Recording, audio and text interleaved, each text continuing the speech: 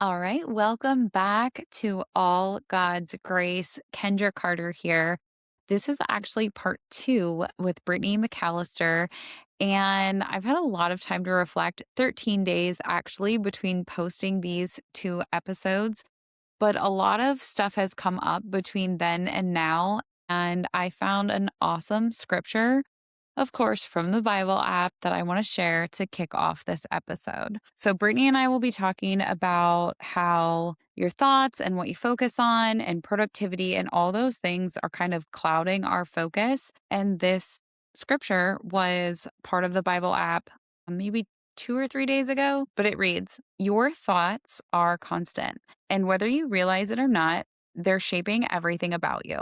The Apostle Paul understood this when he wrote to the church in Rome, "And do not be conformed to this world, but be transformed by the renewing of your mind, so that you may prove that the will of God is that which is good and acceptable and perfect." And that's Romans 12:2. Notice that he doesn't say, try harder or be better. He says, be transformed. And that transformation doesn't start with what you do, it starts with how you think. The world around you, it's constantly pressuring you to be a certain way and to think a certain way. Culture, social media, your past, and even your fears are all quietly shaping your mind. Without even noticing, you can slip into patterns of anxious thinking, negative self talk, comparison, and doubt. But Paul gives us a different path. Renew your mind, replace those old patterns with God's truth. And when you do, transformation follows. I truly hope the rest of this episode today with Brittany and I helps you find that shift. Without further ado, part two with Brittany McAllister. So let's go back to the definition of productivity and when more is more. Did you ever watch I Love Lucy? Yes. I did too. I feel like people younger than us are never going to get that. They're never going to get that back. But do you remember the episode, and maybe if not the episode, the memes and the pictures of where Lucy and her girlfriend were on the production line and the chocolates were going and they started shoving them in their mouth and then shoving them in their pocket because they couldn't keep up? Yes. So then when they were hiding their overflow, the guy sped up the conveyor belt and they had to shove it in faster and hide it faster. That's what the definition of productivity has merged into modern day workflow. If you can't keep up, we're going to keep coming. There's no forgiveness for slowing down and recognizing this is too fast. I need to slow down. That's not productivity. The other thing that I thought was interesting, so this is from the book Free to Focus. He talks about how the old way of productivity and the old definition of productivity, the Lucy conveyor belt, we're in that stage. What was the action, Brittany? What were they doing? What were they physically doing? Were they sorting the chocolate Yeah, or putting them in a box. in the box? Yes. Putting them in the yes. So day after day, what were they doing? It was the same thing. Yeah, it was the same thing, day after day after day. Oh, NICU mom, what were you doing day after day? I mean, aside from going to the hospital, you're doing the same actions. But something different. Something Yes. different is always coming up. Like you Yes. what did they call it? The NICU Roller coaster? Yeah. And that applies to everything in our field of real estate. Shucks. I just did my first short sale ever. And I've been in real estate almost a decade. So there's something new coming all the time that's making our brain expand and have to think. So back in the day, productivity was how fast can you put one chocolate in one box? How fast can you put one chocolate in one box? That's not forcing you to come up with new pathways, with new ideas on how to do something. Now, oh my gosh, in a 5-hour period, we could be putting out 5 different fires, whether it's my kids brought home a book bag with a science experiment that's due tomorrow, or just whatever it is, just life demands different things now. And we can't expect the same responsibility and the same reaction emotionally and mentally than we used to. And we have to change the definition of productivity. It cannot be more is more is more. 'Cause when does it stop? So, are you afraid to slow down? Sometimes I feel yes, in general, like, I struggle with turning it all off, I would say. And I feel a lot of driven people are probably in that boat. Like, it's okay to be driven, to want to do more, but it's the realization, like you've pointed at, are you focusing on the right things? Or do you have your energy where it shouldn't be that's not serving you? Right. And that is because, like, this year was the first year I think I like talking about goals. This was the first year we raised the goal, and there was panic. Like, after quarter one, we were behind, and I was like, "Oh my gosh, like, we're behind," and I'm stressed, and I'm telling Liv, like, "Oh my gosh, we're so behind," and it was some days it's like, "Okay, we made up the goal. The goal was made up. It's okay." So, knowing, of course, like, being as a business owner, I think knowing where some of those, like, it's okay to be behind, obviously, you're not trying to, like, bankrupt your whole, show, but, like, knowing when it's okay to be behind or why are you behind, or, like, knowing where those, like, signals are at so that you can, head down, focus, let's go find more listings for the pipeline, or, that kind of thing. And knowing when it's okay to just, like, enough is enough, just more so in the day itself. And that is, you know, I would encourage everyone to figure out, like, what is it for you that makes today a good day? And, like, write those things down. And maybe I know sometimes it's like, oh, you need to have 20 conversations, or like, I don't even know if I've ever had 20 conversations in one day about real estate with 20 different people ever in my entire life. So that's not going to work for me. But if it's, hey, I met one new person today that is going to be a buyer or a seller, and we had a good connection, we had a good chat, then maybe that's enough for me today. And so I think if you can put those guardrails up and you can just link, maybe it's 4 or 5 things. If these 4 things happen today, I'm good. And then you can link those quote unquote good days together. Cole, my husband, had a trainer one time that told him, it's okay to miss the gym one day. It's all good. But don't miss the gym 2 days in a row.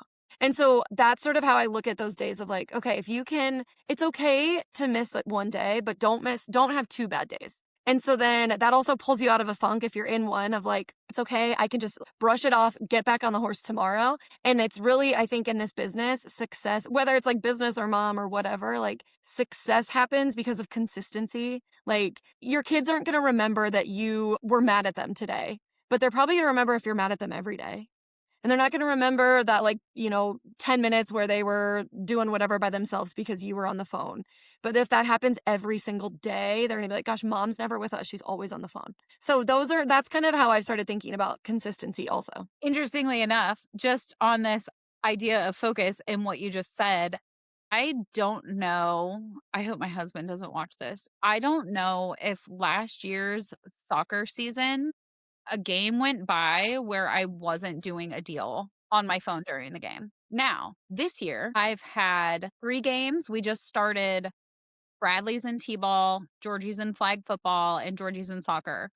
I barely got out my phone, and I really have been diligent about it, because Georgie's at an age now where he'll be like, "Mom, get off your phone." And I'm like, and sometimes it makes me mad because I'm, like, actually working. Mhm. But he started that because I did have bad habits, because I would be on my phone. And, like, yeah, unfortunately, I do social media for my work, but do I have to be browsing for ideas outside of work timeframes? Can I be better about that? Can I put a system in place? Yes.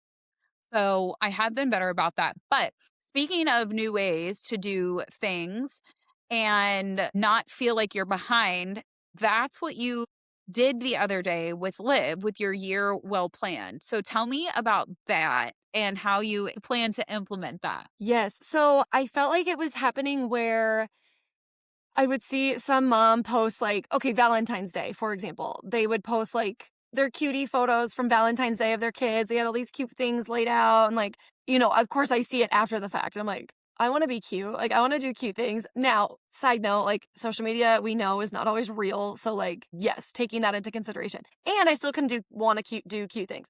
For example, I would say, like, your kid's birthday party. There's so much that goes into that. And I don't know. For me, it was like, oh my gosh, Morgan's birthday's in like 2 weeks. What do I need to figure out a theme. I need to plan a blah, blah, like all these things. And so then multiply that times every month that has any kind of holiday and like anything, you name it. So what I wanted when I went to Claude, so like AI was gonna help us with this, was like, of course, the planner tells you what day Valentine's Day is, but it doesn't tell you what you need to buy and when you need to buy it by to make sure that you had everything ready to post your cute Valentine's Day pics with your kids. So I created this guide of, and Allie, our VA, made it, like put it all together for us. It's called a realtor mom, but could be like any mom, you name it, mom, of a year well planned. And so a guide to a year well planned has, okay, it's April. And you need to be planning, if you wanted to do something cute for May Day baskets, you need to get all that stuff in April and plan it. Or, it has like my other ideas when I got married, someone had gotten me this like binder of when to do what when, based on when your wedding date was. And so that's the idea, is like, I just want to know, I'll do it. If it's in my calendar, it's going to happen. If it's in my calendar, it happens. You texted me, you're like, hey, let's do it at 1:00 today. I'm like, sweet, it's 1:00. It's in my calendar. We're doing it. So it's not a matter of not following my calendar. It's a matter of getting it into my calendar when it needs to be there to make sure I have it for the thing. So that's what that whole guide is for. And we'll figure out a way to like get it to people. That is the idea of like, and that's a system, like planning ahead so that you can be present when the thing happens. And I'm with you. Like social media is another really big one of, like, you can post and you can post content without consuming content. And I think that's been a really big one because that's a time suck for sure when it comes to focusing, definitely. Well, it's funny on that. And I think there could be a whole podcast series on social media and how to do it right and how not to do it. But do you know how hard it's been for me to show up this last month when I'm like privately crying and having panic attacks and anxiety attacks? I have the most listings I've ever had at one time. I have 3 or 4 buyers that like kind of came out of the woodwork while I was away at a staycation at my mom's house, which is 3 hours north. In the midst of me learning how to use a gun and learning how to protect myself, I am right now emotional about it. It is heavy for me to have to carry a weapon. That's insane. I don't even know where I was going with that because I upset myself again. But it's hard. Well, just like showing up authentically when you're not Oh, feeling like shit. that's what I was saying. Yes. That's what I was saying, is showing up authentically. I haven't been showing up. If you go back through my Instagram the last week, like they're all pictures or like reels of things. I just put one out today, a video, and I kind of scratched the surface. I was hoping people would come over and listen to the podcast as a result of the teaser video, but it is hard to show up authentically. And I think you hit the nail on the head. You can create content and not consume it, or you can limit your consumption based on the systems. Yes. So, And speaking, honestly, social media, if you don't believe the idea of what we've been talking about like what you focus on expands, go to your For You page, because that is like social media has taken that and like 10x'd it. Like if you, for example, Liv always has her nails really cute.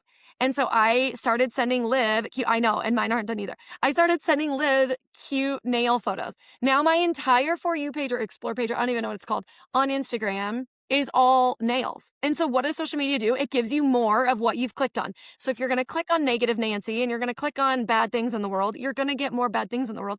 But if you click on like cute Bible verses, that's a big one. Mine, like I have a ton of Bible verses. I have a ton of nails. I have my sister's getting married in Mexico in a couple weeks. So I've been looking at like cutie outfits. So those are all on there. So like, that's the biggest thing of like, that is a prime example of you're going to get more of what you're looking for. And that's how that works in life. That works with like praying, manifestation, like whatever the thing is that you are doing, that's how it works. okay, this is going to be off script a little bit and a little bit of fluff, but can I tell you what my For You page is right now? Tell me. Biebercella. Is what? Biebercella. Oh my God. Yes. Yeah. I mean, I am in it. I Yeah. am in it. And I told my husband the other day because I was like, I mean, I was down. Like he has been amazing this last month, but I literally told him, I was like, I'm a mess. Like I am in it. I said the only thing that I can do right now is watch puppy dogs and Justin Bieber. Like that's all I can do. Like I took a bath and I watched a puppy dog like spring the door jam spring, and I watched Justin Bieber. Like that's what I did. And this is like a tangent on that same. So like I don't know if you follow James Shaw or if you're like in any of his things, but he says this in one of his like classes is that his daughter had told him, that she like only gave 20% at her dance class. And he's like, 20%? Like, I pay 100% for this class. You better give 100%. And she's like, what she said to him was like, well, Dad, if I only have 20% to give and I gave 20%, that's 100%. And I think that, like, that is also a way to look at, like, productivity and just day to day. Yeah, I'm like, those are, like, wise words for I think Naomi was, like, 11 at the time, but, like, that's just it. It's like, you might not have had the same whether you're a mom going through, like, I mean, like, and then that was another like, these are, like, a bunch of one-liners. Like, I had another agent out of Colorado. He told me I had a good call with him. This is probably a couple months ago now, and he said, "Every new season deserves a new scorecard." And I think as a mom and as a business owner or team leader, or like the Brittany that shows up today shouldn't be held to the same standard that the Brittany who showed up with literally 0 kids was held to. Because Heck yeah. I'm on less sleep, I'm on less brain cells, I'm on less hair. Like, I don't know, like, you have less to give maybe because you have more that you're giving it to. And like, it's okay to hold yourself to a different level of quote unquote productivity, or it's okay to have a different scorecard because you have different things going on in your life. And I think that was like with Morgan in the NICU, like that was different than it is now. Or like who I'm showing up as today is different than I was the first week in real estate. And I also want to say, for people who are new to real estate, like it is a grind. And like like you said, Kendra, like you're 6 years in, like you wouldn't necessarily have like now it's easy to say like maybe you don't need to do an open house every weekend. But I'm not going to tell the person who just got licensed last week that they shouldn't do open houses. You're going to have to grind because that's like you have to put it in, you have to go find the people, you have to put yourself out there. Like you almost, I don't know. It's so hard because it's like you have to do those things, but it's okay to hold yourself to a different scorecard when the time comes. And that's what is hard too, because like my sisters used to dog me for being on my phone at family functions, but like there's a certain bit that I don't regret because it got me where I am today. And now I can be selective with my time. Yes. So I feel like my grind season is not my now season, but I love that you said that if 20% is all I have to give and I'm giving 20%, that's 100%, because that is where I feel like I was this past month. Like I have a dietitian, Alec, he's fantastic, but he's got me doing 4 lifts a week. And like I was just holding myself to the standard and I'm like, I cannot do this. Like I did 60 minutes of an Ashtanga, like no music, just breath this morning. And like that is what I am doing. That is all I am doing. Yeah. And I think when my nervous system has been so high, like I can't, that's not the same scorecard as me 2 weeks ago pumping my 4 meals a day on point with my macros and crushing some dumbbells. So yeah, all good things. Just to wrap this up, or maybe not really wrap it up, but I think it's funny because God waits for your attention. And it took me stepping on the snake to be like, okay, I'm back. And I do feel today I feel a little more back than I have, but your focus is your foundation. And kind of like you said, whether it's social media or news, whatever you're feeding is what's going to grow. Yep. And I think that is what I've been doing. I've been focusing on the noise, the friend hurting my feelings. Even today, I was crying while I was ordering my stinking Panera because I was thinking, why did she do that to me? Like, why would any human do that to me? I even had a realtor at my office. Tim, he's over 60 and he's a dude, and he calls me and he's trying to triage this situation. He's like, well, why did she do that to you? How did this happen? And I'm like, I don't know. I didn't do anything. Like, this is not on me. Uh-huh.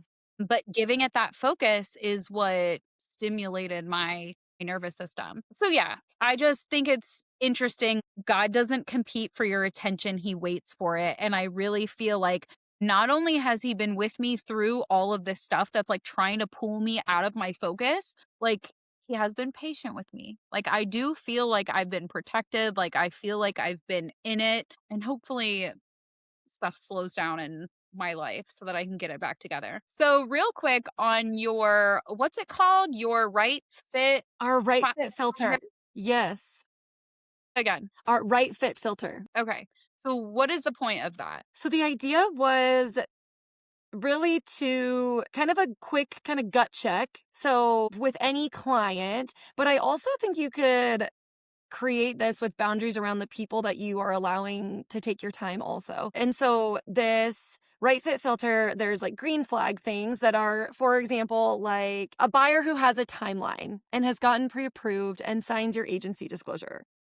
Or another example of a let me find it here. Like another green flag example would be like they're respectful of your time, they have realistic expectations. They're like I think respectful is a big one for me. A yellow flag would be like maybe they're vague on timeline. That's okay. Like you could be a green flag buyer and then not totally have your timeline nailed down. Doesn't mean I'm not going to work with you. That's okay. Or maybe they have unrealistic pricing expectations. It's a seller who's like, I'm going to sign with you. I'm going to give you your whatever full commission you want. And I'm going to do everything you say. I love everything that you said to me, but I want to list it for 50 grand higher than you said. Okay. Is that a listing you want? And so those are things I think we could do a whole nother call on literally setting client expectations, because I think a lot of the pickles we get ourselves into are because we were being people pleasers and not being professionals. And if you show up to the conversation from the beginning knowing, hey, I know you're going to interview me, but I'm also interviewing you. I don't take all the listing appointments. I don't take all the listings of the appointments I go on. And you tell them that, someone might be like, oh my God, I would never tell someone that. Well, you should. You should tell them that, because you don't take overpriced listings, because it's not in your best interest to sit on listings that don't sell. It's in your best interest to get listings that sell quickly so that the neighbors will be like, oh my goodness, that agent knows what she's doing, and then list with you. So like, it's one of those filters. And then red flag is like disrespectful of your time. Maybe you set the expectation on Saturdays. I have music class with my kids from 10 to 11. So I will not be on my phone from 10 to 11 because we're in music class. And by the way, it's like they have like shakers and maracas. It's not like they're not like learning violin. But that's something I do. So if I told a client that and they were like, well, if you don't reply to me like right away, like, hey, it's all good. There's enough clients to go around. There is an agent who's going to work with you, who's going to love you. It's not me though. And like, I would probably tell someone that if they were really disrespectful of my time, because yes, similar to a situation you had. We had a client a few weeks ago who was a referral from another agent, and I take referrals very seriously. Like are referred to me. I trust them. Like you trusted me to help them. I'm going to help them. And my phone was not working. I wasn't getting text messages. And so I turned it off and turned it back on. And then all these messages came in and I was like, oh my gosh, I didn't get a single one of your messages. I'm so sorry. And they took it upon themselves to reach out to my showing partner and say that they did not appreciate that I was lying about my technology not working and that I was just sleeping in on a Sunday. And I was like, okay, well, that was very disrespectful to not just say that to me, but to go around my back to say it to my showing partner. And then also to was kind of an attack at my character to say, you thought I was just sleeping in instead of responding to, hey, I would have just told you. You would have loved to have slept So in. I have a 2-year-old and a 1-year-old. I can assure you at the time that you texted me, I was putting away laundry. It was 7 a.m. My husband was already golfing. Listen, I would have told you if I was going to sleep in because that's who I am. I would not lie about sleeping in. Would have loved that. Didn't get that opportunity. So anyway, it has these red flag filters. And then at the bottom, it's like, if it's mostly green, sweet, you should move forward with that client. If it's mostly red, pause and ask yourself, is this commission worth the cost of your time, your energy, and your sanity? And also, I think the other thing of that is what we focus on expands. If you're going to give all your time and energy and sanity to this client, is that even someone that you want to refer you? I truly believe that we surround ourselves with people who are very similar to us. So if you don't like that client and all of their friends are like them, is that who you want your entire client base to be? For me, that guy, heck no. I don't like you. I didn't even know. This is not fun. And it's okay. We don't have to be everything for everyone. We just and that's also a really big lesson too, is be 100% and show up 100% for the people that you know are going to give you 100% back. And then it's okay to let clients go.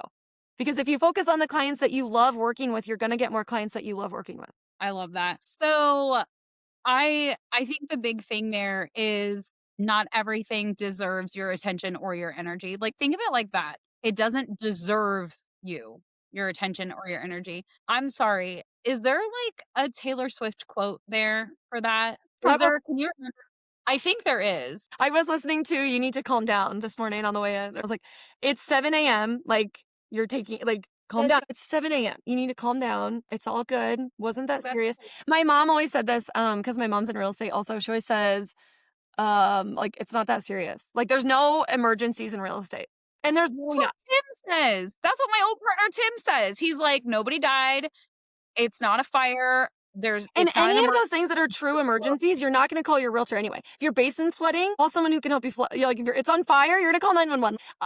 It's not gonna be me. I'm gonna be there. I'm gonna help you. We're gonna figure it out. I've got people. I've got a roofer. We can do the things. But, like, there's no real true real estate emergency, and that has also provided guidelines for my, like, focus as well, which is, like, and a lot of times the things that you freaked out about, like, if you just let them sit honestly, right now, we've been on this call for just over an hour. I haven't even looked at my phone. And if there was an emergency going on, usually if it's like, it'll figure itself out. It always figures itself out. And sometimes, not that we make it worse, but sometimes we don't even need to like step in the middle and like all hands on deck. There are situations for that, but like for the most part, it's all going to be fine. It will all be fine. I feel like some takeaways here are if your life feels chaotic, you don't have to fix everything. Let go of control. Like you said, Brittany, leverage and start with what has your attention. Maybe do a combination of what you have your team do. Start your day with intentions and then audit yourself every day. At the end of the day, what did you accomplish? What did you leave behind? What was actually important? What was more important than the intention you set in the morning? Audit your stuff. And kind of like we said with social media, like whatever has your attention is literally shaping your life. What deserves your attention and what deserves your energy? Brittany, thank you so much for joining me today. Any final takeaways from you? I don't think so. I don't know if we told my like real estate handle if anyone wants to follow. It's at Realtor Brittany. So Realtor Realtor, and then Brittany is Brittney. And yes, I would love to have you there if you're a mom or just anyone in general, real estate, whatever. But thank you so much for having me. I feel like stuff like this just fills my cup. I love talking about things that will like help other people in their lives. So I appreciate you letting me be on this. It was definitely a God thing that you saw that reel at that time, like during all of this, because I feel like just throughout this call, I've seen your glow come back. Like you look even like more grounded than when we started. And I feel like that is, I don't know, you all like also probably enjoy doing this kind of stuff and helping people. So thank you. Yeah. Well, thank you, ma'am. So to your point, I will put in the show notes your handle if you want to give the right fit finder and your other guide a link to it. I can certainly drop those in the show notes. Thank you so much, Brittany. Yes, thank you. All right, everybody, this was all God's grace. Like, comment, share, do all the things, and we'll see you on the next one.